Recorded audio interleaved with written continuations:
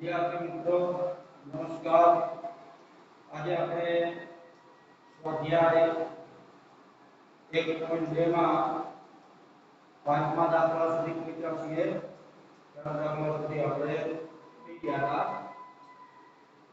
હવે દરરોજ આપણું શરૂઆત છે એટલા માટે આપણું કે જ્યારે એક આખા બ્લેકબોર્ડનું કામ પૂરું થઈ જાય એટલે સ્ક્રીનશોટ લેવાનું કહેવામાં આવે ત્યારે તમારે સ્ક્રીનશોટ લઈ લેવાનો। પછી એ સ્ક્રીનશોટ જોઈ અને દરેકે પોતાની જે આપણી મેથ્સની બુક છે એની અંદર ઉતારી લેવાનો અને એ પ્રકારના અન્ય દાખલાઓ પણ હોય એ રીતના એ પ્રેક્ટિસ કરવાની। અને જ્યારે ફેર બુક જોવા માટે માંગવામાં આવે ત્યારે એમાં દરેકનું લખેલું હોવું જોઈએ। આ વસ્તુ ખાસ કાળજી રાખવાની છે।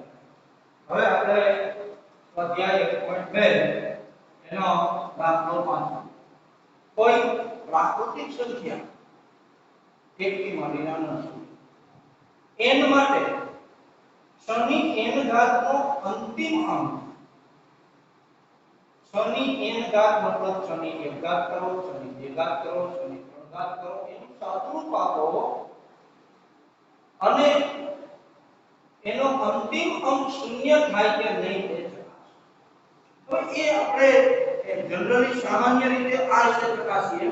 પહેલા સિમ્પલ રીત જોઈએ આપણે કે 6 ની 1 ઘાત કરીએ એટલે શું થાય 6।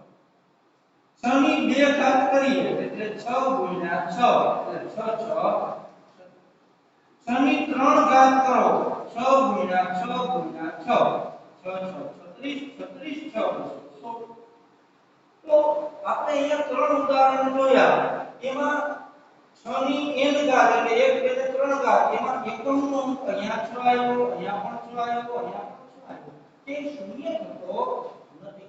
પણ આ તો મિત્રો આપણે ત્રણ જ ઉદાહરણ જોયા। આપણે તો વ્યાપક સ્વરૂપે કહેવાનું છે કે 6 ની 500 ઘાત કરો કે 6 ની 2000 ઘાત કરો કે 6 ની 238 ઘાત કરો તો પણ એનો એકમનો અંક શૂન્ય આવતો નથી એવું આપણે કહેવાનું છે।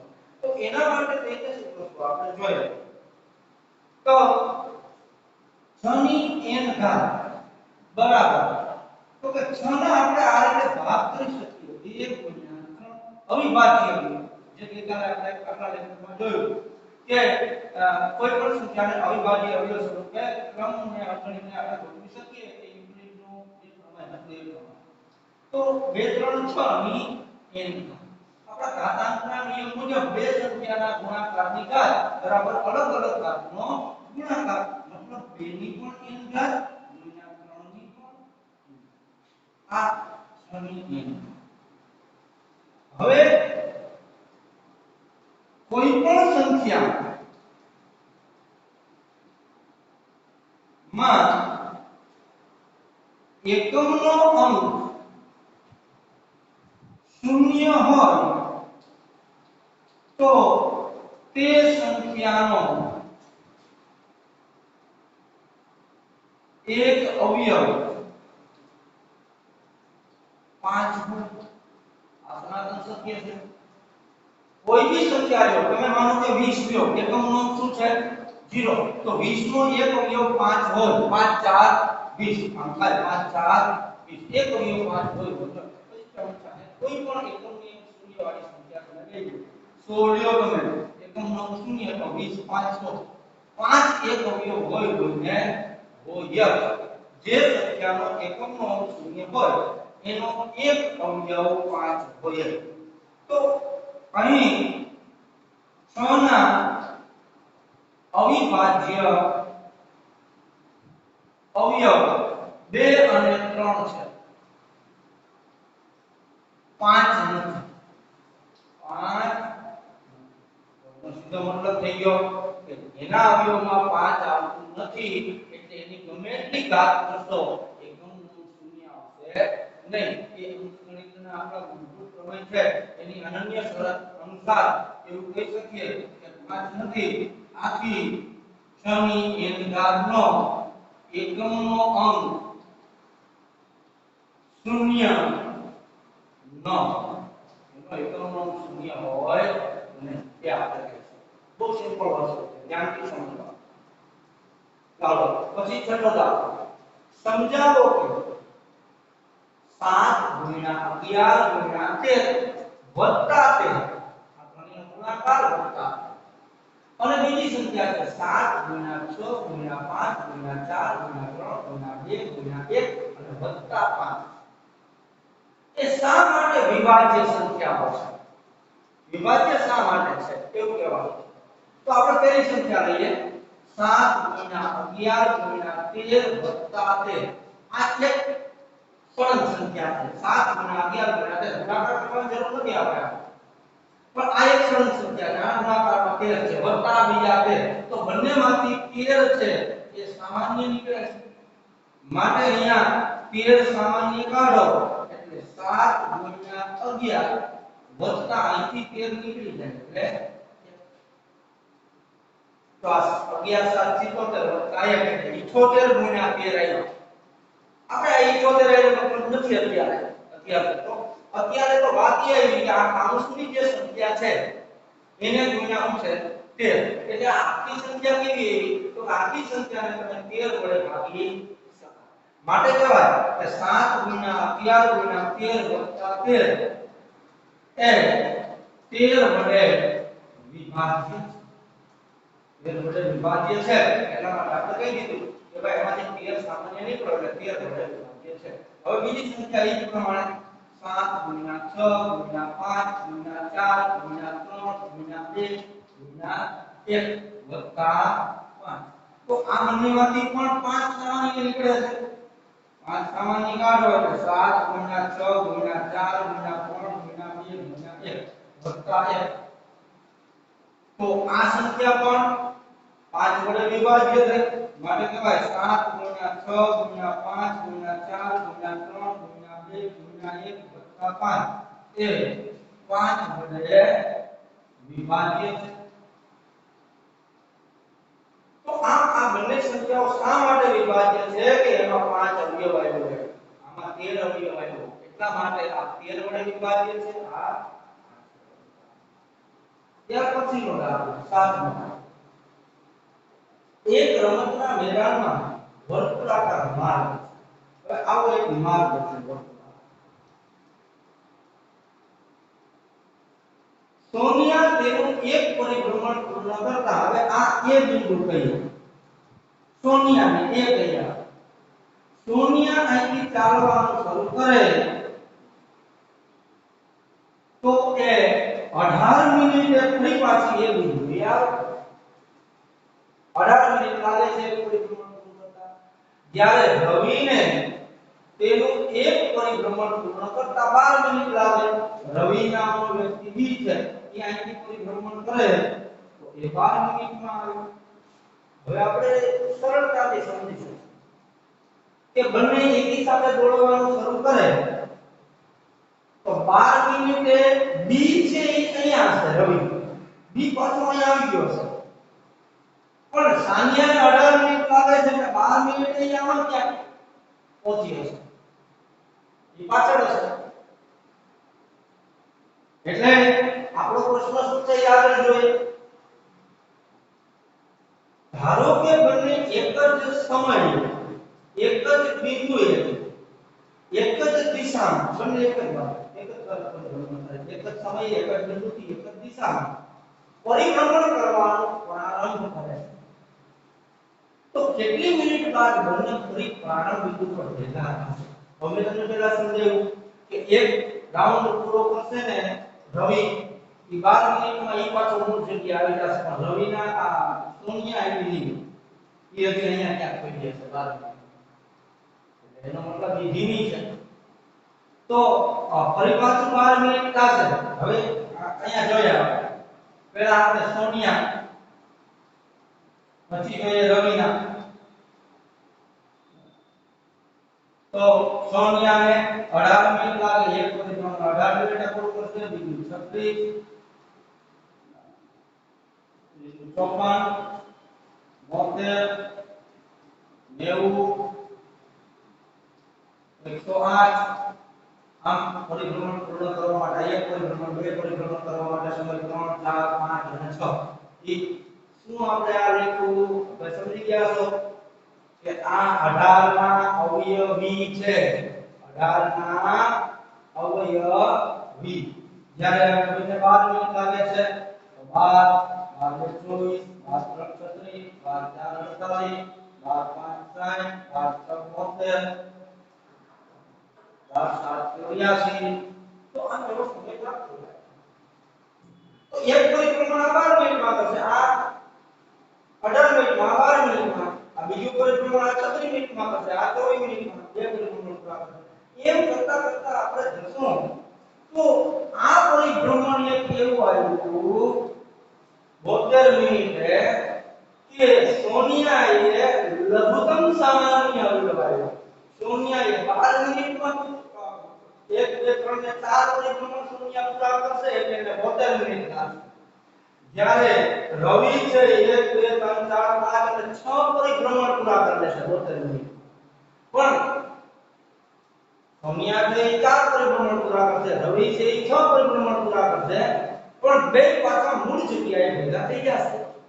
પહેલા પરિભ્રમણ પહેલી વખત ભેગા થશે નીકળ્યા પછી એવો બીજો પીરિયડ પણ આવે, એવો ત્રીજો પીરિયડ પણ આવે.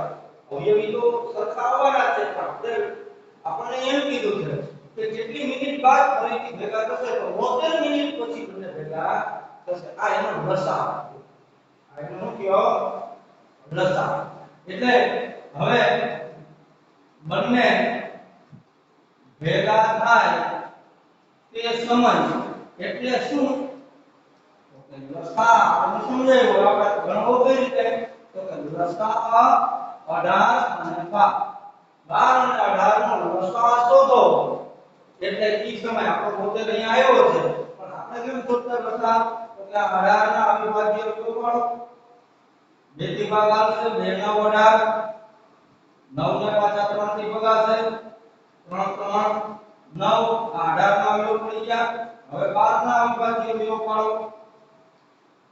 2 6 12, ફરી પાછો 2 થી ભાગો, 2 3 6, તો 18 ના અવયવ આવ્યા 2 ગુણ્યા 3 ગુણ્યા 3 એટલે 3 નો વર્ગ. 12 ના અવયવ આવ્યા 2 ગુણ્યા 2 2 નો વર્ગ ગુણ્યા 3, તો લસા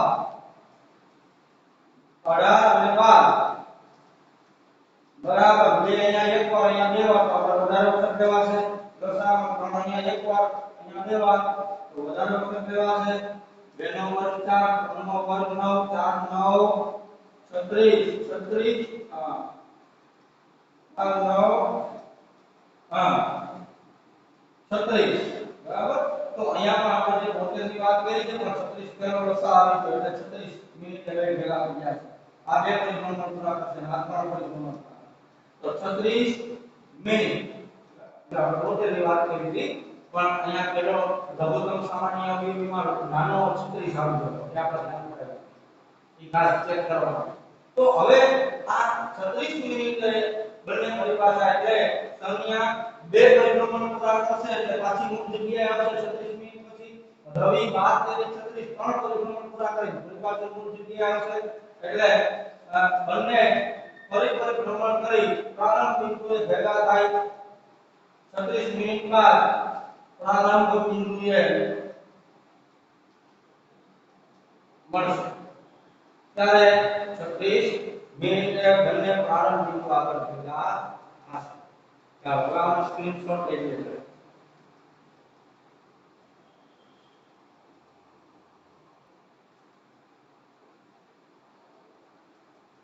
હવે અસમય સંખ્યાઓનું પુનરાવર્તન. ધોરણ 9 ની અંદર અસમય સંખ્યાઓની ઘણી બધી વાત આપણે કરી કે અસમય સંખ્યાઓ કેવી હોય એના ગુણધર્મો પણ આપણે 9મા ધોરણમાં જોયા. ઉદાહરણ તરીકે અવિભાજ્ય સંખ્યાઓ નું વર્ગમૂળ હોય, માનો કે 2 છે એ અવિભાજ્ય છે, એનું વર્ગમૂળ તો કે એ અસમય છે. 3 અવિભાજ્ય છે, 3 નું વર્ગમૂળ એ અસમય છે. 5 અવિભાજ્ય છે, એનું વર્ગમૂળ એ અસમય છે. આવી અવિભાજ્ય સંખ્યાઓનું વર્ગમૂળ છે. પછી વિભાજ્ય હોય તો પણ વર્ગમૂળ ના નીકળતું હોય 6 નું વર્ગમૂળ નથી નીકળતું તો એ પણ વર્ગમૂળ 6 અસમય છે. બીજું આપણે અસમય સંખ્યાઓમાં જોયું હતું પાઈ.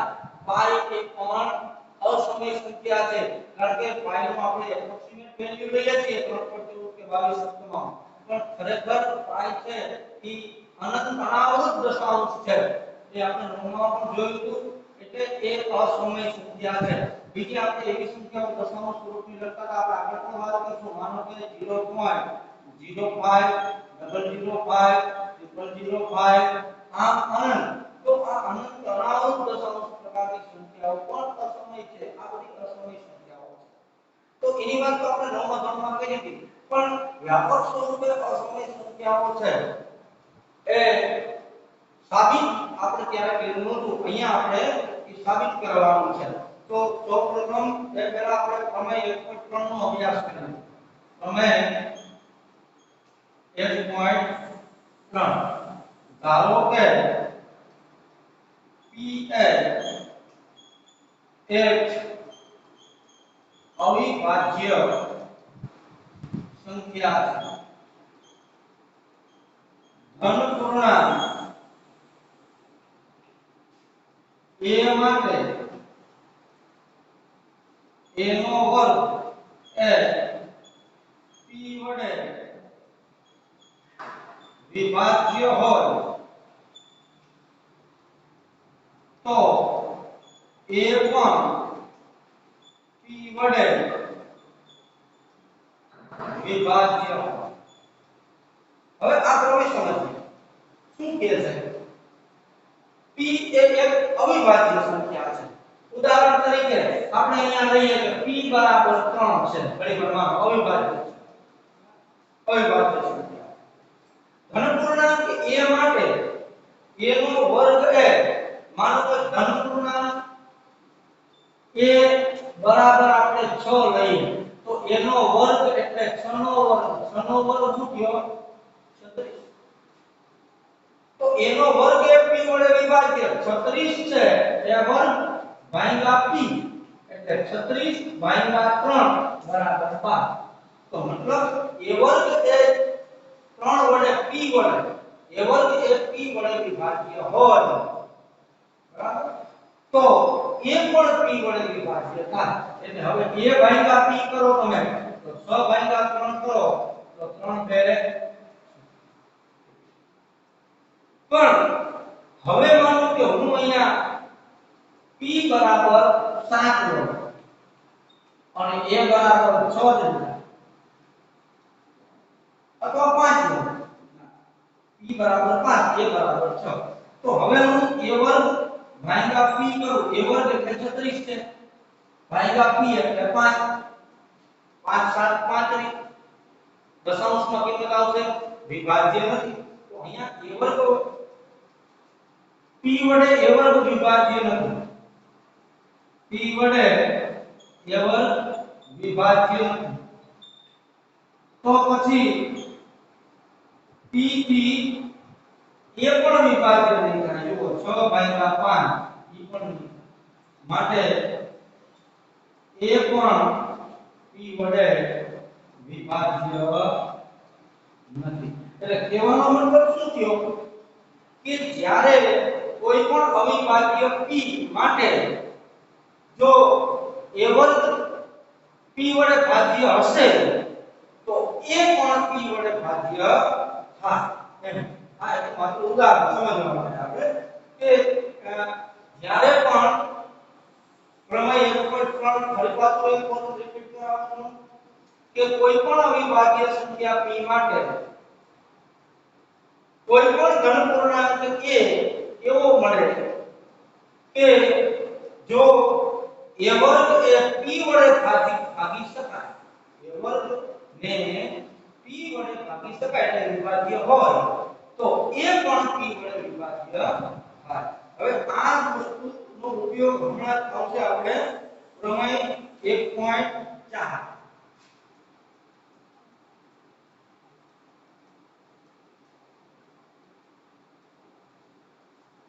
પ્રમેય 1.4 વર્ગમૂળ 2 એ અસમય છે. હમણાં જ વાત કરી આગળ કે આપણે નવમા ધોરણમાં અસમય સંખ્યાઓ વિશે શીખી ગયા ઘણું બધું, પણ અસમય છે એનું સાબિત કરવાનું વ્યાપક સ્વરૂપે નવમા ધોરણમાં આપણે આવ્યું નહોતું. એ વસ્તુ અહીંયા હવે વર્ગમૂળ 2 એ અસમય છે. સાબિત કરવાનું છે એનો મતલબ એવો છે સાબિત કરવા માટેની ઘણી બધી રીતો હોય, પ્રત્યક્ષ રીત, પરોક્ષ રીત, વિકલ્પ નિવારણ, નિષ્કાપતિની રીત, એટલે એમાંથી કોઈ પણ રીતનો ઉપયોગ કરાય. એટલે સાબિત કરવા અહીંયા આપણે એમ સાબિત કરશું કે આપણે સાબિત કરવું છે કે અસમય છે, તો આપણે ઉલટા કાન પકડાવશું. આપણે એમ ધારી લીધા કે એ અસમય છે એવું સાબિત કરવું છે તો આપણે કઈ અસમય નહીં સમય છે એમ લઈને જાય. ધારો કે વર્ગમૂળ 2 એ સમય સંખ્યા છે. ભાઈ સમય સંખ્યા જો હોય તો વર્ગમૂળ 2 બરાબર r ના છેદમાં s સ્વરૂપે લખી શકાય. અને એવો r અને s મળે, એવો r અને s મળે જેથી વર્ગમૂળ 2 બરાબર r ના છેદમાં s આપણે લખી મળે. અને જો તેમાં સામાન્ય અવયવ હોય તો સમજો બરાબર શું ક્યાં લખવા જોઈએ. માનો કે આ લખે 4 ના છેદમાં 6 સ્વરૂપે લખી શકાય સમય સ્વરૂપ. તો 4 નો એક અવયવ 2 અને 2, 6 નો 2 3, તો પછી 2 કેન્સલ થઈ ગયા, આનું અંતિમ સ્વરૂપ 2 તૃતીયાંશ આવે. તો જો r ના છેદમાં s માં કોઈ સામાન્ય અવયવ હોય તો સામાન્ય અવયવ ને રદ કર્યા પછીની જે સંખ્યા વધે ઈ સંખ્યા તો વર્ગમૂળ 2 બરાબર a ના છેદમાં b સ્વરૂપે લખી શકાય.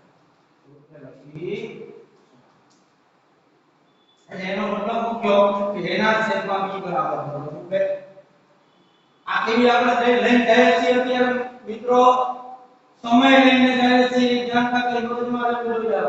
આ સમય સંખ્યા માટે a બરાબર વર્ગમૂળ b આ બે ભાગાકારમાંથી b ગુણાકાર.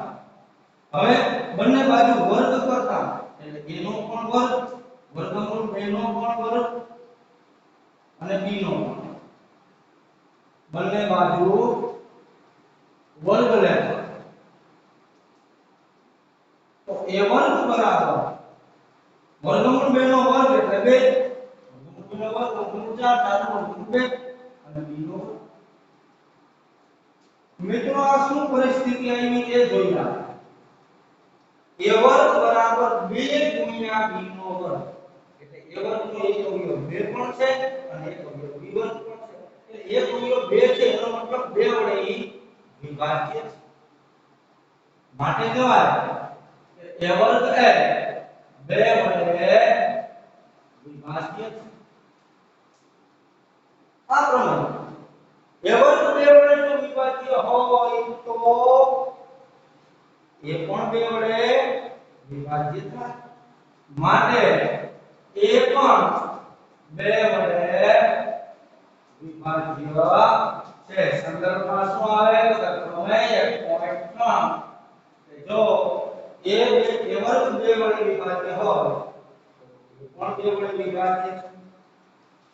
હવે a જો 2 વડે વિભાજ્ય હોય બરાબર a 2 વડે વિભાજ્ય હોય તો કોઈ પૂર્ણાંક c માટે કોઈ પૂર્ણાંક c માટે a બરાબર 2c થાય. મતલબ 2 વડે વિભાજ્ય છે એટલે એ સંખ્યા એવી મળે કે 2 ગુણ્યા ગમે સંખ્યા કરો ત્યારે એ થઈ આવી જોઈએ. તો હવે ત્યાં પણ બંને બાજુ વર્ગ કરો. a વર્ગ બરાબર 2c નો વર્ગ બંને બાજુ વર્ગ કરતા માટે a વર્ગ એટલે કોણ હતો 2b વર્ગ છે ભાઈ.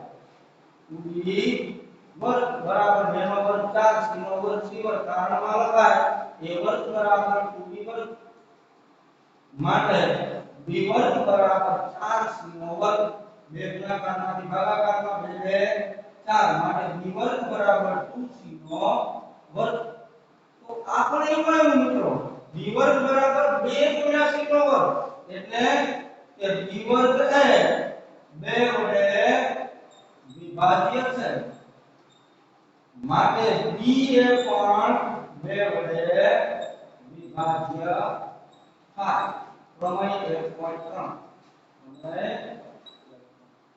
શું આવ્યું a પણ 2 વડે વિભાજ્ય b પણ 2 વડે વિભાજ્ય એનો મતલબ કયો કે બેમાં સામાન્ય અવયવો છે આપણે છેલ્લું સ્વરૂપ લખ્યું તો એનો મતલબ એવો થયો કે એનો ગુસાઅ પછી 1 આવે જે આપણે ધારણાથી વિરુદ્ધ થઈ ગયું કે બેમાં સામાન્ય અવયવ 2 છે a વર્ગ અને b વર્ગમાં માટે a અને b ને એક સિવાય કોઈ સામાન્ય અવયવ નથી એ ધારણા ખોટી થઈ માટે a અને b બંનેને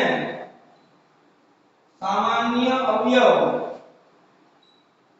2 છે જ્યારે આપણી ધારણા કે a અને b ને એક સિવાય કોઈ સામાન્ય અવયવ નથી તે ખોટી છે માટે આપણી ધારણા જ મૂળભૂત ખોટી છે માટે વર્ગમૂળ 2 એ અસમય સંખ્યા છે મિત્રો આ રીતે સાબિત કરી હવે આવા દાખલા આપણા 1.3 સ્વાધ્યાયમાં ઘણા બધા કાપા દાખલાઓ છે હવે એમાં બીજો કાઈ ફેરફાર કરવાનો નથી r ને આ કીધું વર્ગમૂળ 2 અસમય અહીંયા કીધું કે વર્ગમૂળ 2 એ અસમય છે એમ સાબિત કરો તો આપણે કહીએ હવે વર્ગમૂળ 3 કે તો અહીંયા 2 છે આ 3 થઈ જાય બીજું કાઈ વાત નથી 3 નો વર્ગ અહીંયા 9 થઈ જાય આ 3 થઈ જાય બરાબર અહીંયા 3 નો વર્ગ 9 થઈ 3 થી વગાય એ જોઈએ પછી એ ફેરફાર બતાવો બરાબર પણ આ રીતે આવા સાબિતીના દાખલાઓ મોટે ભાગે આમાં જો એક આપણે વિભાગ પાડશું કે અમુક દાખલાઓ અત્યાર સુધી આપણે રસા ગુસા શોધવાના વિપરીત ભાગ પરિસ્થિતિ અવિભાજ્ય અવયવોની જનરલી એવા દાખલાઓ પૂછાય છે આવા સાબિતીના દાખલાઓને આમાં પૂછાતા નથી પણ જે સ્કોલર છોકરાઓ છે કે જેને પૂરા માર્ક અથવા એની ક્ષમતા છે પણ જે વિદ્યાર્થીઓની ક્ષમતા નથી ત્યાંને એવોઇડ કરી શકો એટલા માટે એવોઇડ કરવાનો મતલબ નથી કે એવોઇડ આપણે એટલા માટે ભણાવીએ છીએ કે આપણે તૈયાર જ કરવાનું છે પણ આપણું પેલું કાચું ન રહી જાય જે રોકડિયામાં આવા દાખલાઓ મોટે ભાગે આમાંથી પૂછાતા નથી બરાબર પણ છતાં પણ આપણે શીખવું હોય તો પરીક્ષામાં તૈયારી કરો કોઈ નબળું નથી નબળા વિદ્યાર્થી પણ જો ધ્યાનથી તૈયારી કરશે તો એને પણ આવડી જશે તો આનો સ્ક્રીનશોટ લઈ લેજો